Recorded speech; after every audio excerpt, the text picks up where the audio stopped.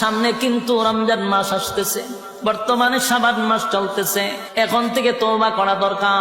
আল্লাহ আপনার হুকুম যা লঙ্ঘন করছি, তাম জিন্দেগির গুনার বোঝা মাথায় লইয়া নজরুলে রহমতের সময় যদি চোখের পানি গুলো ছেড়ে দিয়া কান্দেন আর বলেন, মালিক জীবনের সব গুনার উপরে লজ্জিত, আল্লাহ এতদিন আপনার হুকুম পালন করি নাই, আল্লাহ শয়তানের ওয়াসওয়াসায় পড়ে করছি গো, আপনি মাফ করে দেন।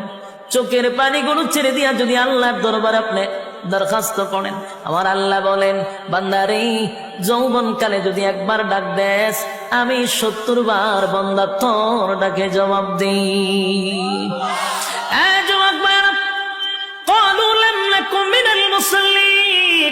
যারা দুনিয়ার জমিনে মুসল্লি ছিল না, তারাই তো জাহান্নামী, এক নম্বরে জাহান্নামে যাওয়ার কারণ। আল্লাহ নবী বলেন, উম্মতেরারে